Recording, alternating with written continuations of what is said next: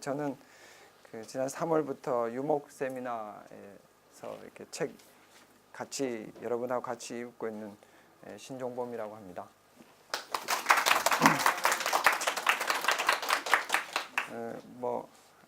깊이 있는 내용이 아니기 때문에 제가 알고 있는 새로 알게 된 유목은 이런 거 같더라라고 여러분들에게 이렇게 소개하는 정도로 이해하시면 좋을 것 같고요. 여러분 책 읽으실 때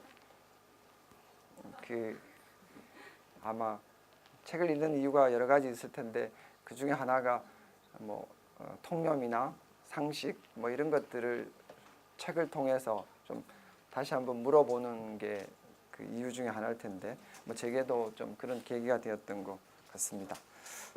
말씀드리기 전에 한 가지는 제가 유목이란 말을 굉장히 많이 썼는데 사실 유목이라고 통칭했었을 때 그 안에 다 포함되는 것도 있지만, 다시 말해서 유목사회의 공통점도 있지만 각 유목사회가 갖는 고유함 또 개별적인 특성들이 있어서 때로는 그 통칭하는 게 적절치도 않을 텐데 그냥 도매금으로 때로는 그 통칭하고 있을 수도 있어서 그 점은 감안해서 들어주시면 좋겠습니다. 저는 상당히 정주형 인간인데요.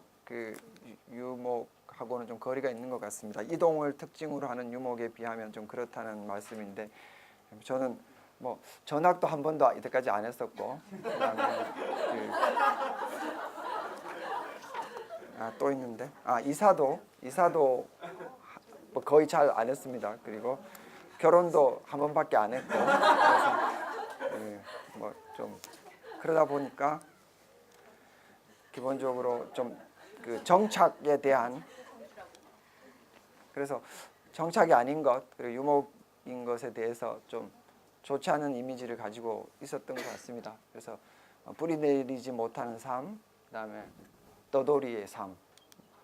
그래서 우리가 보통 유목이라고 얘기할 때 좀 부정적으로 볼 때는 굉장히 적응력이 부족하구나 이렇게 기도 하죠.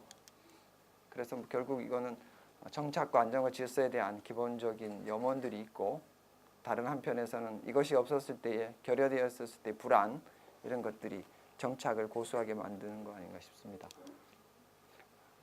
한때 그리고 지금도 유목, 우리가 네트워크 사회에 대해서 중심은 없고 이런 여러 가지 배경 때문에 유목주의, 유목에 대해서 어떤 그 담론들이 나오기도 했었는데, 또 한편에서는 생태주의자들 중심으로 유목은 침략주의다라고 해서 유목의 비자급성, 비지속 불가능성에 대한 좀 강도 높은 비판도 있었던 걸로 알고 있습니다.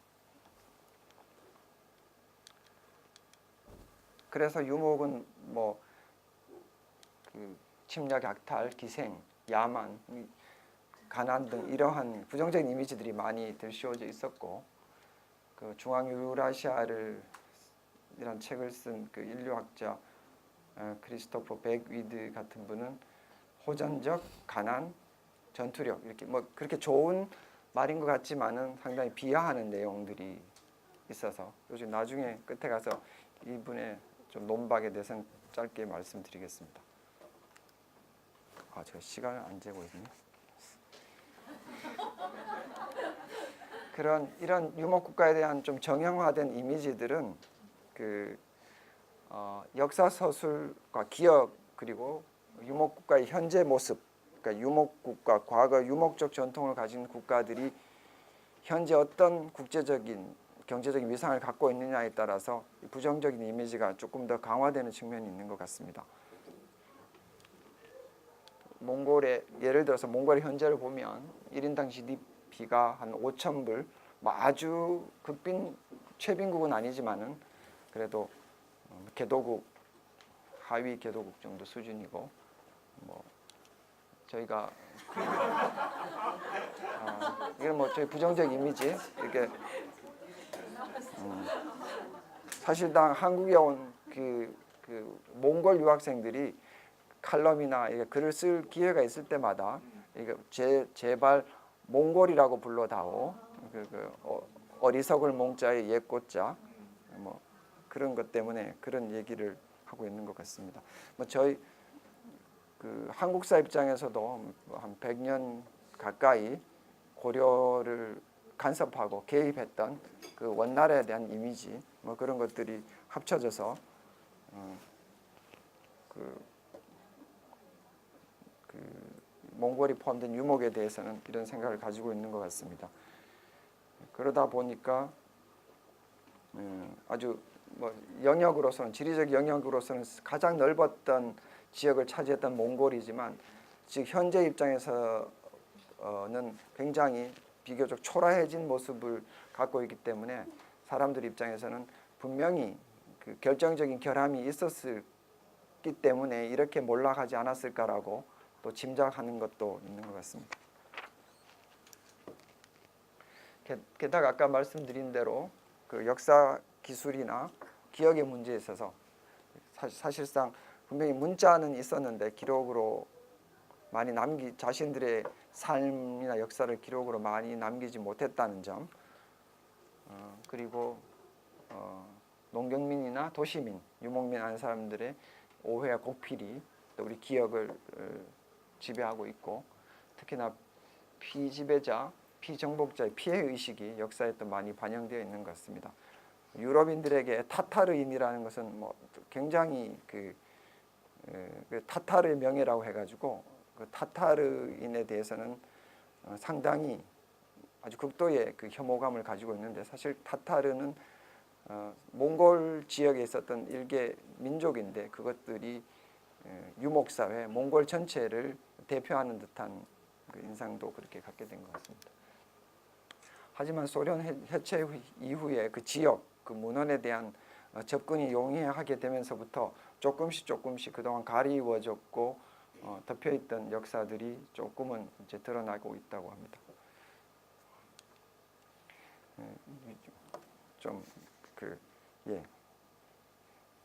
그런 그 시대마다 그래서 이런 좀 유목이란 이미지 갈팡질팡하고 좀 부정적인 이미지 같은 것들을 좀 봤는데요.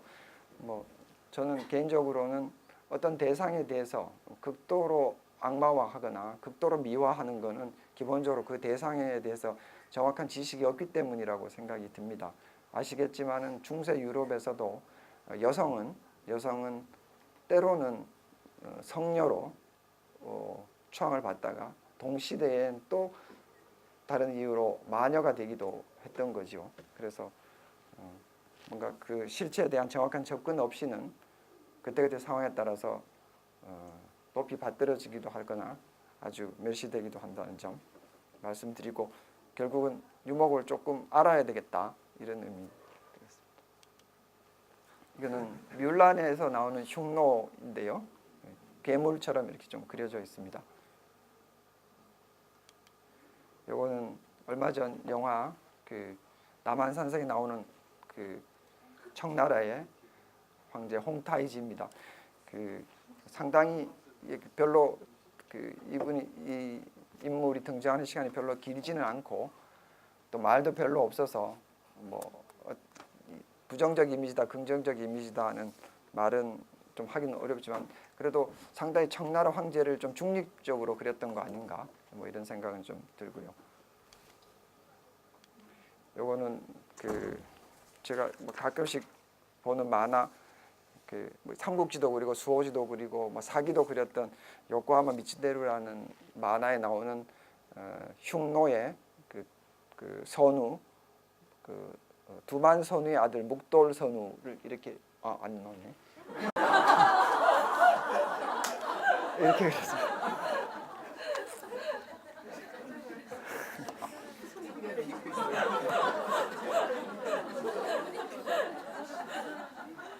시차가 조금 있었던 것 같습니다.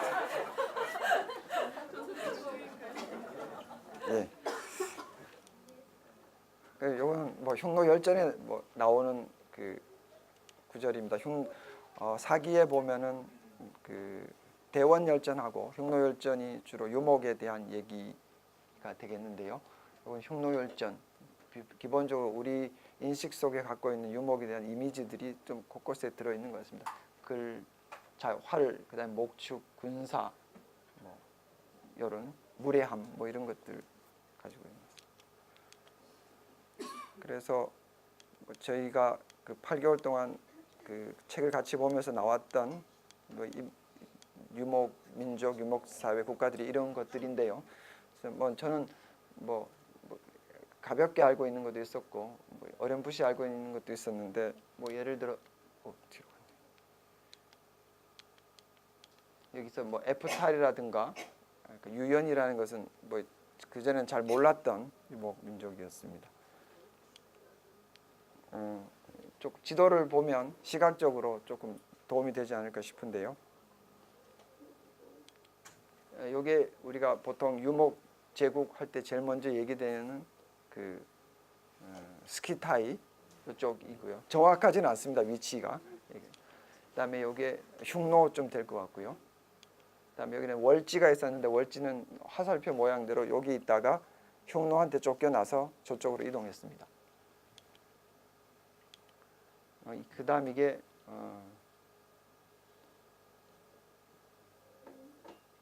흉노 돌고인가요?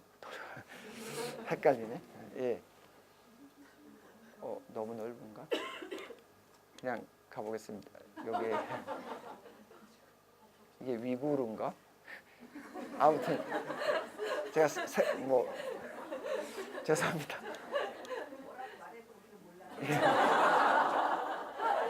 요거는 티베트 쪽인 것 같습니다. 티베트 쪽인 것 같고 여기는 이란계 쪽에 있는 뭐 가즈한 그다음에 카라한 뭐 이런 쪽의 유목 민족입니다. 또 나왔는데요. 돌고리 나왔고 아까 처음에 게 선비였는가 잘 모르겠어요. 예, 헷갈리는. 이거는 지도 보면 송나라 때 강역도라고 되어 있는데 예. 뭐 그래서 제가 리허설을 할 때 문 선생님하고 주자 선생님한테 그냥 여러 가지 지적을 받았는데 여기 오신 분들 얼굴 보고 하라는 거 하나 하고 그다음에 또 하나가 좀 중국의 밖인데 중국의 안과 밖인데 앞서 선생님들이 중국의 안에 대해서 얘기했다면 중국의 밖이 얼마나 넓은지 그거를 좀 강조하라고 해서 새로 지도를 좀 넣었습니다. 예. 중국 어디 있어? 여기 송이 되겠습니다. 예. 또 나왔는데요. 요거는 거란인 것 같습니다. 몽골 전에 저기 아마 거란인 거는 여기 아마 고려가 이렇게 들어가 있어서 그런 것 같습니다. 그 다음에 아까 말한 이란 쪽 계통에 있던 유목 민족. 그 다음에 이거는 청나라 때의 인데요. 여기 준가르라고 하는 게 보통 그 최후의 유목 제국이라고들 일컬어지는 것 같습니다. 근데 역시 상대적인 비교 차원에서 계속 나옵니다. 그런 이런 유목민에는 크게 뭐 아주 뭐 통설이라고 할까 이런 거는 있는지는 잘 모르겠는데 보통 인도 이란 계통, 그 다음에 스키타이, 사르마트, 월지 뭐 이렇게 보고 튀르크 계통으로 융적, 호, 위구르 이렇게 여기는 저희 애가 보는 뭐 중고 근데 제법 이렇게 비슷하게 그렸던 것 같습니다. 요 흉노에 대해서는 몽골계냐 뭐 튀르크계냐 이렇게 논란들이 있는데 여기 보면은 확실히 좀 튀르크 계통 이렇게 좀 그린 것 같고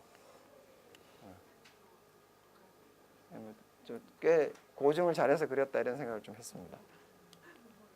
이건 넘어가고 그 이어서 또 앞에 두 가지 이어서 몽골 계통으로는 선비, 유연, 거란, 몽골이 있겠고요. 퉁구스 계통으로는 숙신, 음누, 말갈, 여진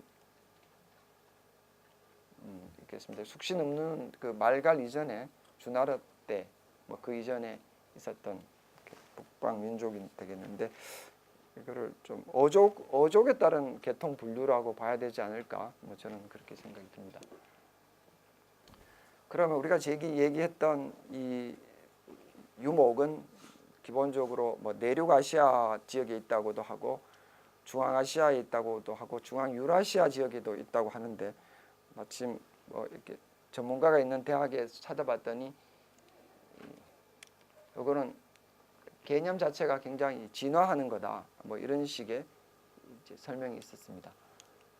그래서 아까 말씀드린 대로 중앙아시아, 내륙아시아, 중앙유라시아 이렇게 볼 수 있는데 중앙아시아나 내륙아시아라고 하기에는 그 유목 제국이 살았던 지리적인 공간들이 뭐 킵차크라든가 뭐 볼가강 오늘날의 불가리아 뭐 이런 쪽도 있었기 때문에 아시아라는 것만으로는 좀 포괄이 안 되는 것 같아서 요즘은 중앙유라시아라는 얘기를 많이 하는 것 같고 공간적으로는 이따 뒤에 지도가 있습니다만은 흑해에서 흥한령 산맥, 이쪽에 만주 쪽, 이쪽에 싱한링 산맥, 시간지구적으로는 기원전 한 5세기 전에 스키타이부터 18세기 그 오늘날의 위구르 쪽, 그 신장 위구르 자치구 쪽에 있는 중가르, 그다음에 남북으로는 시베리아 남부의 산림지대에서부터 그 인도 위에 힌두쿠시 티베트고원 쪽 지도로 잠깐 확인해 보겠습니다. 여기 뭐 아마 대체적으로 싱한린 산맥일 것 같고요. 여기 흑해 북단이 되겠습니다. 그래서 예, 이쪽이 아마 유목의 무대가 아니었을까 싶습니다. 한 번 더 송을 강조했습니다. 여기 송이.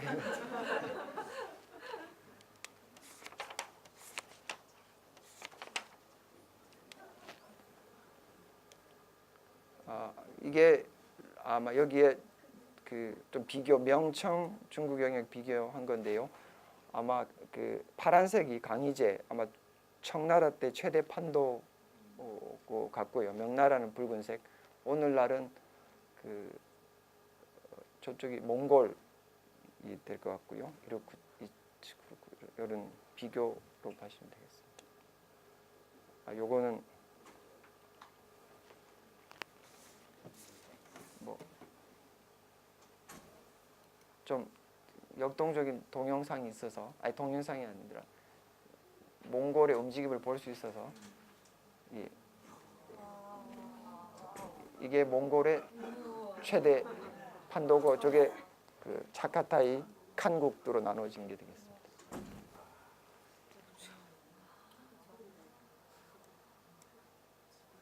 어떻게 끄지?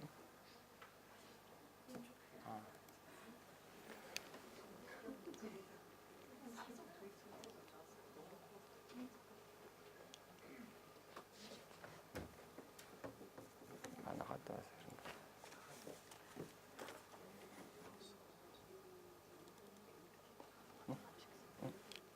됐습니다. 너무 지도가 많이 나오는데요. 아까 몽골의 그거를 한번 다시 13세기 몽골의 확대됐을 때 판도 한번 보시면 뭐 킵차크 이렇게 조치가 차가다이가 우구데이 여기 톨리 가문의 칸 울루스 뭐 이렇게 얘기하는 또 비교가 되겠습니다. 그다음에 흉노 제국과 한 되어 있고요. 그다음에 요거는 돌궐과 수, 요거는 돌궐과 당 되겠습니다. 그래도 그래도 동돌궐 서돌궐이 오는 거지. 예, 7세기. 이건 위구르였을 때 당이 되겠습니다. 그다음에 그냥 그 몽골 고원의 동부 외에도 유목 지역은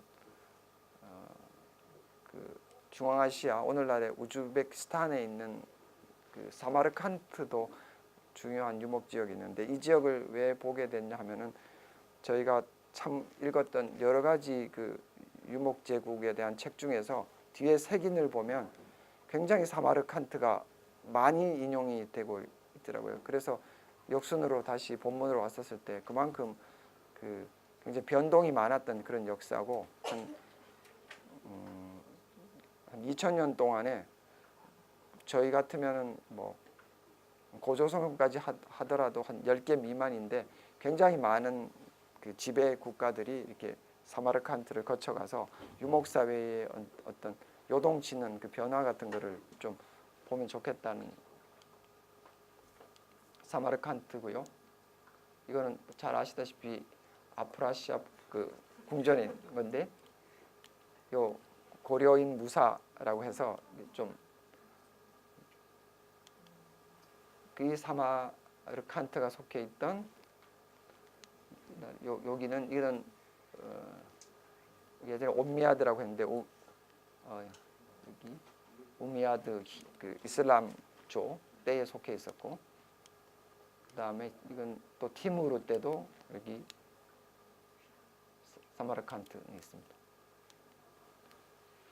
카트 티무르 때 뭐 이게 이 정도로 어느 정도 유목에 대해서 이해가 좀 충분히 됐는지는 충분히 되지는 않았겠지만 예.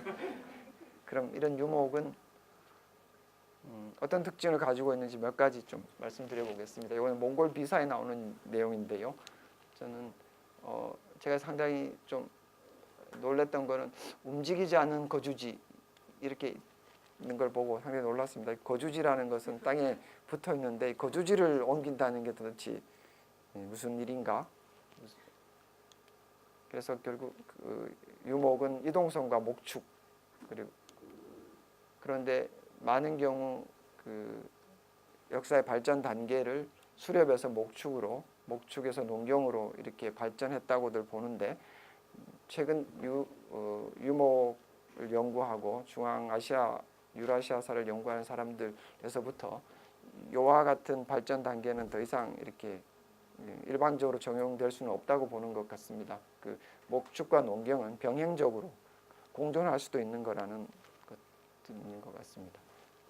그래서 결국 유목은 농경이 갖추어야 될 어떤 점들을 결여한 것으로 보는 점에 대해서는 조금 인식의 전환이 필요하지 않을까 생각이 듭니다. 또 특징 하나가 말인데요. 이게 여러분 잘 아시는 몽골 국립박물관 도서관인가 박물관에 있는 몽골의 하루라는 아주 큰 그 그림에 있는 일부가 되겠습니다. 이거는 몽골 전사의 모습인데요. 몽골의 그 유목 제국의 특징이 역시 말과 궁술, 혈나는 말타기 솜씨 그리고 기가 막힌 궁술 솜씨. 말은 의식주 모든 면에서 유목인들에게는 절대적으로 필요했던 것 같습니다. 뭐 가죽, 그다음에 마유주, 그다음에 쉬지 않고 하루에 달리는 160km 정도 이렇게 달린다고 하고요.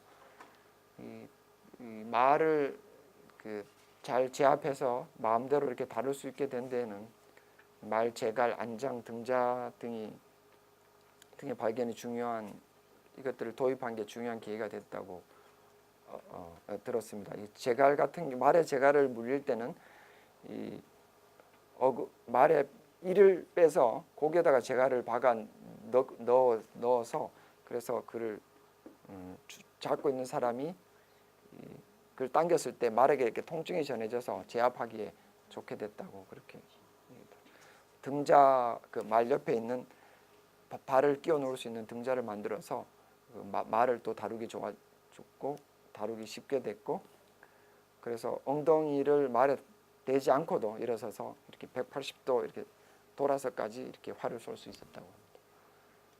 사거리는 한 200m 심지어 그 화살을 쐈을 때 400m까지 나가는 경우가 있었고 찾아봤더니 그 로마 시대의 그 로마 병정이 그 투창을 던지면 잘 던지면 한 40m 정도 그렇게 갔다고.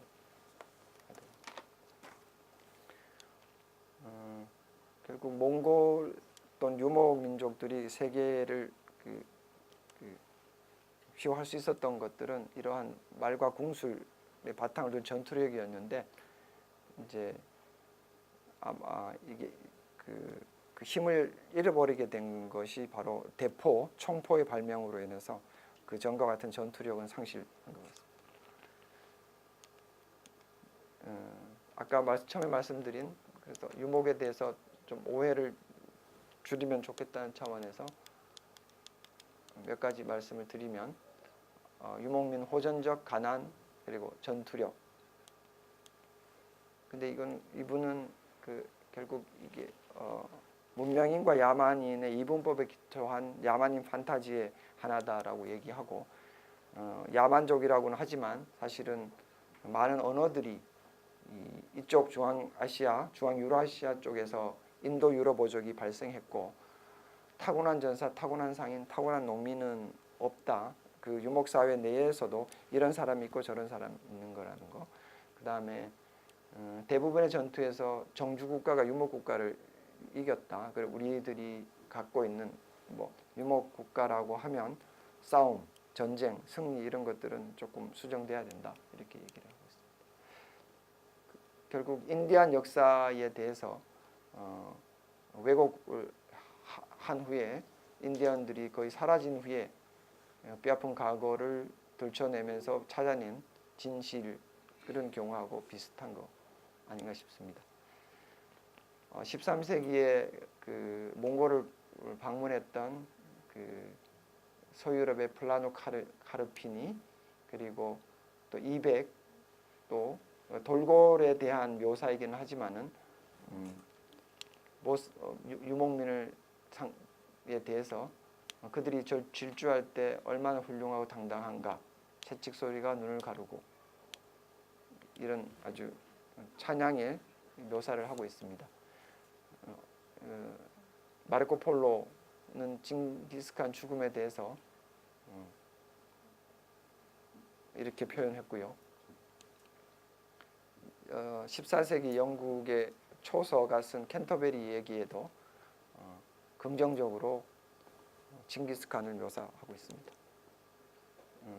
몇 가지 유목과 관련돼서 중심적인 내용은 아니지만 좀 첨언을 하자면 그 몽골 시대의 불교의 확산이 그동안 이동형 신앙에서 사원을 만들어지게 되면서부터 몽골 사회가 좀 정주형으로 바뀌는 계기가 됐다.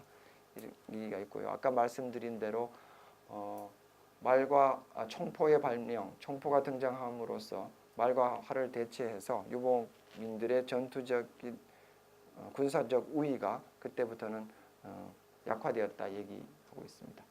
그리고 흑사병 부분은 몽골의 쇠퇴, 유목의 쇠퇴에 대해서 유목사회 내부의 분열 탓을 지목하는 사람들이 많은데 사실상 환경적 재해 같은 걸로가 그 몽골 전역에 동시에 일어나서 몽골이 힘을 잃었다 이래 보는 의견들이 있습니다. 몽골 봤을 때 몽골 유목사의 몇 가지 찾아보면 하나는 세계사의 시작이라는 점 얘기할 수 있겠고 뭐 중국사든 유럽사든 그 이해를 하는데 꼭 그 간과해서는 안 될 부분 같습니다. 또 하나는 농경 위주의 삶을 익숙한 그 우리들에게 또 다른 삶의 방식을 제안한다는 점도 생각해 볼 수 있겠습니다. 이거는 호닐 강리 역대 도시도 15세기 조선에서 그린 지도인데 사실상 원본은 아니고요. 여기서 이렇게 아프리카들이 중국이 비대하게 그려져 있지만 아프리카들이 이렇게 나타나 있다는 점. 그 전에는 이와 같은 전 세계를 이렇게 하나의 공간에 집약시킨 지도가 없었다는 점에서 이게 몽골 이후에 이런 것들이 가능하게 됐다고 할 수 있겠습니다.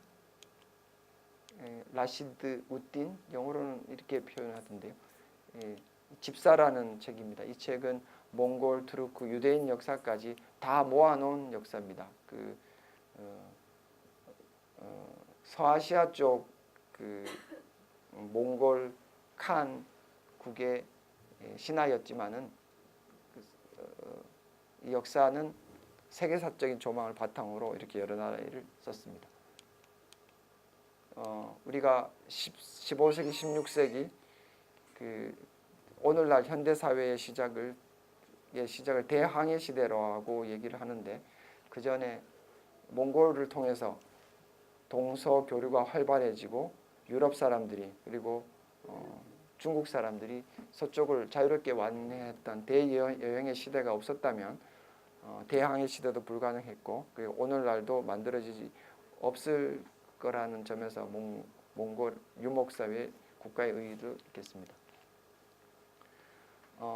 많이들 이렇게 참조했던 페어뱅크 신중국사를 보면은 그때 여기는 내륙 아시아로 지칭하고 있는데요. 잘못 썼습니다. 내륙 아시아 비한족 역사를 포함하고 있다는 사실을 깨트려야 된다고 아니고 깨달아야 된답니다. 내륙 아시아인들이 중국 역사에서 결정적인 한 부분. 그리고 또 재밌는 사실은 유목사회, 유목국가가 강했을 때 중국도 강했고, 서로가 뭐 제로섬 게임을 한다기보다는 오히려 그 서로가 강했을 때, 한쪽이 강했을 때 다른 쪽도 강할 수 있었다는 것은 계속 조금 더 생각해 볼 여지가 있는 중요한 거 아닌가 싶습니다. 뭐 비슷한 맥락에서 송나라 같은 경우 내륙 아시아와 접촉이 줄어들어서 전쟁에 대비한 말을 확보하는 것이 어려워짐에 따라서 오히려 흉노 국가와의 전투에서 불리한 위치에 놓이게 됐다는 점. 그러니까 중국과 문명국 중국과 야만인이라고 일컬어지는 흉노와의 이런 관계가 아까 말씀드린 대로 제로섬 게임은 아니었다, 이런 점을 유념할 필요는 있을 것 같습니다. 또 그다음에 명나라가 보편적 우월성 강조할 수 있었던 것, 그 앞서 몽골 제국이 그 길을 닦았기 때문이라는 점도 얘기할 수 있겠습니다. 이게는 저희가 뭐 국사 시간 아니면 책에서 많이들 나오는 게 세계사, 한국사 이렇게 서로 요즘엔 나란히 연표를 실어 놓고는 있지만은 그 각 서로의 상호작용, 서로의 연동에 대해서는 충분한 설명이 있는 것 같지는 않습니다. 그래서 몽골이 그리고 유목사회가 어떤 움직임이 있었고, 그것들이 중앙아시아의 정치적, 경제적 변화를 통해서 소유럽에 어떤 영향을 미치는 것들이 사실상 뭐 십자군 원정이라든가 훈족의 이동으로 인한 게르만족 이동, 그다음에 중세 유럽의 시작 같은 것과 다 연동되기 때문에 그런 분들이 그런 연동들이 더 좀 잘 지적되면 좋겠다, 이런 생각이 듭니다. 마지막으로 유목국가는 저희들에게 어떤 새롭다기보다는 좀 또 다른 삶의 방식에 대해서 얘기해 주는 것 같은데요. 이거는 유목인들은 기본적으로 목축을 중심으로 하는 사회 구성원들이고, 이들이 가장 중요하게 생각했던 것들은 말이나 양들이었고, 이들이 걸어가는 길들은 양의 길이었고, 이들이 관심사는 양의 길이었던 것입니다. 그래서 그 사람 자신을 우선시하기보다는 자기들에게 의식주를 제공해주는 그런 동물, 가축들을 우선시했다, 이런 점, 자기를 뒤로 보낸다, 이런 좀 의미를 캐치할 수 있을 것 같습니다. 연관지어서 좀 비약되는 것 같은데요. 한국인이 굉장히 유목적이고 이동성이 활발한 사람들이라고 하는데, 우리가 조기 유학을 많이 보이는 것들이 나를 앞세우기보다는 자녀를 앞세우는 것이어서 그런가, 이런 생각이 좀 들었습니다. 그 다음에 관용 부분인데요. 뭐 생목인, 그 다음에 뭐 여러 가지 생목인이라고 해서 몽골 이외의 사람들에 대해서 극도의 차별을 했다고 일컬어지지만, 사실상 그 몽골은 관료 진출에 있어서 일정한 제약을 줬을 뿐 우리가 차별, 뭐 이런 것들은 그렇게 강하지 않았다. 그리고 몽골인들에게는 자신들이 탱글이라고 부르는 하늘에 대한 어떤 뭐 미신적인 숭상이 있었기 때문에 이들은 하늘에 대한 우러러봄을 가지고 있었고, 그런 맥락에서 기독교, 불교, 도교의 하늘도 그런 맥락에서 이렇게 존중했다고 합니다. 내가 두려워하는 대상이 있기 때문에 나 아닌 다른 존재들도 두려워하는 대상이 있다는 것을 자각했다는 거죠. 그런 점에서 보면은 상당한 수준의 어떤 종교적인 그런 다양성을 가지고 있었다, 이런 생각이 들고요. 개방성이라고 얘기하는 것들은 당연한 얘기일 것 같습니다. 상업 활동을 상당히 중요시했고, 상업 활동에 있어서 가장 기본적인 것들이 어떤 뭐 지리적인 장벽이라든가 관계에 있어서 걸림돌 같은 것들을 이렇게 많이 제거하는 그런 부분일 것입니다. 마지막으로 너무 시간이 좀 어느 시점부터 뒤에 너무 급하게 온 것 같은데, 여기는 르네 브루스의 유라시아 유목제국사에서 나온 구절인데요. 같이 공유하면서 끝냈으면 좋을 것 같아서 적었습니다. 로마나 그리스나 로마의 중장 보병과 군단은 로마 정치 제도 속에서 생겨난 것이기 때문에 사라지고 말았고, 국가에서부터 위에서 계획적으로 만들어진 거기 때문에 생겨나고 성장하다가 사라졌지만, 초원의 기마공사는 땅에서부터, 아래에서부터 토지 자체의 그 자연스러운 결과고 배고픔과 가난함의 소산이다. 결국은 위에서부터 삶 자체가 인위적으로 위에서 주어진 게 아니라 자기가 살고 있는 곳에서부터 만들어낸 것이라는 것 말하는 걸 텐데요. 뭐 제가 유목민의 특징, 유목민의 생각 중에서 좀 되새겨야 될 부분이 아닌가 싶습니다. 아유, 감사합니다.